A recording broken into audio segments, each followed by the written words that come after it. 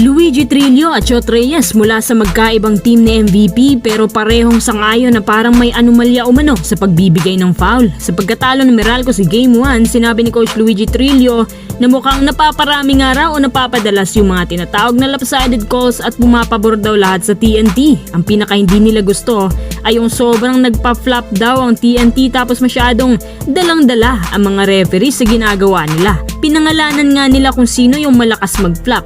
Sinambatak daw tsaka si Pugoy. Almost 50 plus free throws daw ang nakuha nila samantalang Meralco hanggang 16 free throws lang. Pero kapansin-pansin din na ingat talaga si Luigi Trillo sa kanyang pahayag dahil ayaw na rin niyang lumaki pa at mapatawag ni Kume. Sa Game 2 naman inaamin ni Luigi Trillo na kasalanan daw niya kaya natalo Meralco at this time inaamin naman niya yon. Habang si Coach Chot Reyes sinabi naman na 35 free throws ang binigay sa Meralco tapos sa TNT halos hindi pumapalo sa 15 FTs. Pero dahil panalo ang TNT, kaya hindi na rin nagreklamo ang buong staff. Paano naman kaya ang dahilan na laging natatalo ang Meralco? Una sa lahat, mas calibrated ang TNT kumpara sa Meralco. Ang Meralco may depensa, kulang sa opensa. Kulang din naman sila sa shooters. Kasi kung tahimik si Chris Newsome, meron namang buong quinto may CJ Cancino pero hindi nga lang masyadong consistent. Habang TNT may mga established gunners.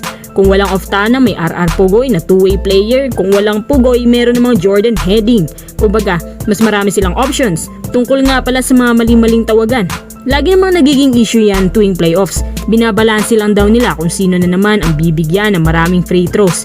Ganun din ang inaakusa ng Converge sa Ginebra sa quarterfinals. Pero hindi rin naman maganda na dinidiktahan lang ng free throws kung sino ang mananalo. Mas maraming free throws, mas malaki ang chance na manalo. Yan nga ang isa sa mga nagpapapangit sa PBA ngayon. Lagi nilang sinasabi na tanging referees na lang daw ang magdidikta kung sino ang mananalo. Pero hindi ka pwede magkomento ng tungkol sa ganitong bagay. Bawal yan sa PBA. Wala kang freedom para sabihin kung anong totoong napapansin mo.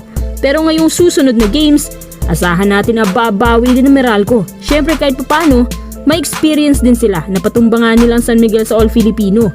Baka mag-iiba ang takbo ng game at aabot pa ng Game 6. Ang TNT naman na pinaniniwala ang mas mataas ang level ay inaasahan din na unang tutungtong sa finals match. Sa palagay ng mga quiz ang PBA semifinals ngayon ay may anomalya ba tungkol sa pagbibigay ng libreng tira mula sa fouls? Kayo ng balang humusga.